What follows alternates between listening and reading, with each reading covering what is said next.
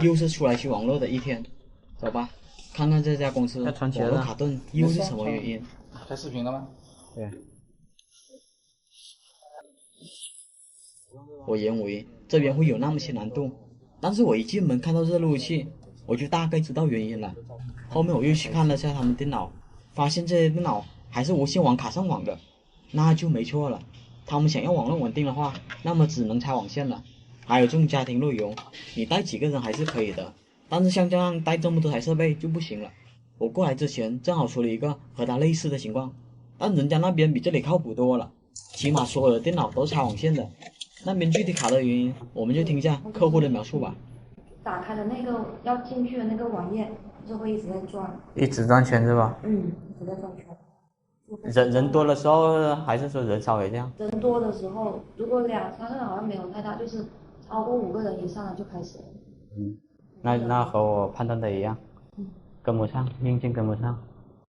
大伙听到了吧？2、3个人没问题，超过5个人以上就开始卡了。他们网络卡顿最主要的原因还是用了这种家庭路由器来办公。不过那边的客户挺爽快的，听我说完就马上换了一个小型的企业路由器。新的路由器装上去后就再也没有喊卡了。至于这里嘛，不光客厅有10几台电脑，就连房间也有电脑，要是再加上手机的话，这不卡爆才怪呢。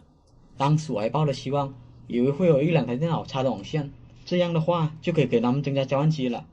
哪成想这边全部的电脑都插无线网卡的，而且这种网卡还是不支持5G 那种。我好不容易看到一个稍微好一点的网卡，没想到它居然还是歪的，这怎么行？当时我就和他们说要拉网线这事，但是那边的负责人就不答应了。负责人和我说，这边的工位后期可能存在变动，拉线是实在不方便的。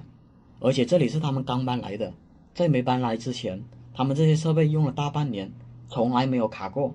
不知道什么原因，搬过来后才卡得不成样的，有时候卡到几分钟才能打开一个网页。所以他判断不是路由器的问题，可能是设置上出了什么问题，才导致这么卡的。但是客户的话你只能信一半。我就想知道目前的情况像不像他说的那样，几分钟才能打开一个网页。我那里面有一个 WiFi 6的路由器，要不拿那个出来装？等一下，先我打开网页。还行，打开网页还行。它偶尔转速很快，偶尔很慢的。大伙看吧，打开网页还是比较流畅的，并没有像他们说那样，打开个网页要几分钟才能加载出来。然后我又看了下电脑的连接速率，当前的信号还是挺不错的，有150兆，这也排除了信号弱导致网络卡顿的原因。后面我又拼了大包测试下网卡的稳定性，我看了下拼的延时时间，发现稳定性还是可以的，只要不是几百几千的，那么打开一个网页就没有任何问题。至于它偶尔丢几个包也算是正常了，毕竟无线不稳定人数实在太多了，更何况还是这种便宜的网卡。当时我就随便拼了个外网，检查一下外网的连通性，但是我拼这个外网它丢包就不对劲了，这种丢包率有点高了。不过以我的经验来看，也可能是我拼的外网它有问题。后面我又拼了另一个外网来验证下，大伙看吧，第2个外网是没有丢过任何包的，那么只能说明我开始拼的外网它的链路不稳定。如果要是2个外网都同时丢包的话，那么才能证明这边的网络存在问题。这里我就解释一下为什么我一来没有和他描述那样几分钟才能打开个网页。那是因为当时是周末，没有人来上班，路由器压根就没有几个人连接，所以当然不会卡了。要是这里全部的设备都在办公的话，那可能就会出现网页打不开的情况了。后面我又提出几个布线的方案，比如只要从这里走一条明线，然后在办公位下放个交换机，后期不管怎么变动也没有多大的影响。但是这边的负责人还是给你拒绝了，遇到这种情况你最好是撤场了。但是为了给一些同行提供参考，这边我就给他尝试优化一下，看看能不能改变些什么。但是这种优化我是不收费的，因为我知道很大概率是解决不了的。我刻意把这些案例分享出来，也是希望你们能够多支持一下。当时我知道他们光猫是路由模式，于是我就把光猫改成了桥接模式，让路由器拨号，看看这样网络会不会更加的稳定。把光猫改成桥接的步骤我就不说了，因为之前我发过修改光猫的视频，但是有些人瞎改，搞动网了，还会过来骂你。光猫改桥接完后，接着就要改路由器拨号了，但是他们这里把管理员的密码给忘了。我征得他们同意，我就给路由器还原出厂了。路由器调试内容也很简单，进来后台就会要求你填写新的管理员密码，填写完毕后，下一步是填写宽带账号密码了。一般这种密码官网上都会贴的。再下一步就填写 WiFi 名称和密码了，都填写完毕后就可以上网了。后面我发现他们还有一个多余的路由器，当时我看一些电脑距离 WiFi 比较远，于是我就给它利用上。当时左边这个工位正好预留了个网络面板，我就把路由器安装在这边，一些距离比较远的电脑就可以连接这路由器，这样多少也分担了主路由的一些工作量。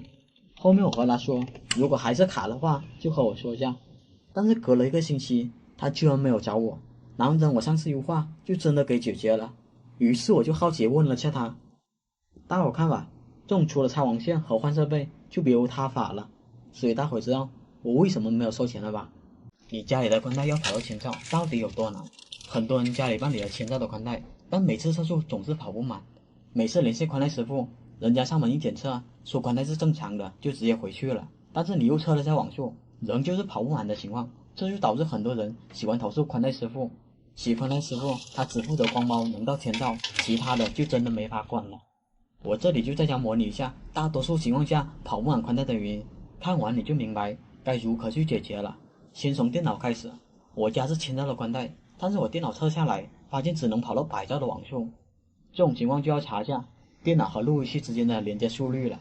查询的方法也很简单，我们鼠标对准这个网络图标右键，选择打开网络和 Ethernet 设置，然后点击以太网，选择网络和共享中心，我们再点击这个以太网，这里我们就可以看到电脑当前的速度了，它显示100兆，这就意味着你不管怎么测永远都是100兆，所以我们就要检查一下自己家的路由器它是不是100兆路由了。因为很多路由器写的双频1200兆，但实际上它并不是真正的1000兆路由。正好我家里这个路由器它就写的1200兆，实际上它的网口却是100兆的。遇到这种情况，我们只能换成真正支持1000兆的路由器了。我把现在的网线接到1000兆路由器上，大伙看吧，现在的速率变成了1000兆。接下来我再测试一下网速，看看能不能跑到1000兆。让我没想到的是，已经换了路由，居然还是100兆的网速。这种情况你就要检查路由器万口的网线了。我路由器的万口是接到墙上的，那么我就用电脑接上去，看一下它速度是多少了。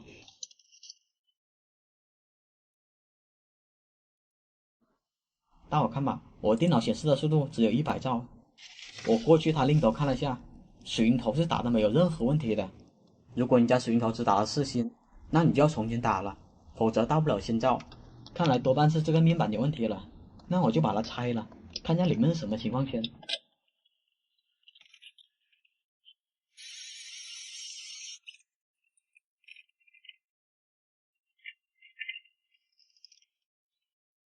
我看吧，这里面的网线只打了4星，我每次出去维修经常碰到这种情况，所以要想1000兆的话还要把另外4星给打进去。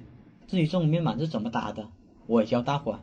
它这边有 A 类和 B 类打法，我们按照 B 类打法的话，它1号网线的颜色是白橙，那么我们就找到白橙的网线放进去摁一下。2号颜色是橙色，那么我们就找到橙色的网线放进去摁一下，以此类推，一个1000兆的面板就给打好了。那么接下来我再测速试下吧。虽说现在测速是突破了100兆，但距离我的1000兆宽带还是相差太多了，这就涉及另一个层面了。大伙注意看这里，这边的节点显示在福州，福州距离我们海南有960多公里，这种属于异地测试了，它测速的结果是没有任何参考价值的。我再看了下其他节点，距离我们海南最近的在广州373公里，但是用这个节点测出来的数据甚至比福州还要差一些，所以我们就要换测速软件了。这里我换成了360来测速，因为它在我们海南有节点，所以它很轻松就能测出900多兆。这是为什么不同的测速软件会出现网速不统一的情况。电脑说完了，就开始说手机了。我先给大伙看一下，2个手机都是连接海南弱电小湖这个 WiFi。那么接下来就开始测速，我先从左边的手机开始。大伙看到没有，我明明是1000兆的网速，它最高只能测出300多兆来，究竟是什么原因导致的呢？我一会儿再慢慢道来。然后就到右边的手机了，我打开同样的测速软件，大伙看吧，这个手机一开始就能跑出900多兆，测试完后我们再对比下，上传统一218兆，左边下载是360兆，右边下载是980兆，两者之间相差了600兆。至于为什么这样，我这里就揭晓了答案。我打开 WiFi 的详细信息，大伙看它的连接速度只有866兆，然后再看右边的手机，它的连接速度高达1729兆，旁边的笔记本电脑更惨，测速下来只有300兆。再看了下它的速度，只有433兆，这就说明了每台设备的 WiFi 接收能力还是不一样的。哪怕你是万兆的宽带，到了这些设备面前，也就几百兆罢了。同样的道理，手机测试软件和电脑一样，它也是分节点的。个别软件在我们这里只能测出几十兆来，这并不代表你的宽带只有几十兆，这还是我模拟的条件，导致宽带跑不完的因素还有很多。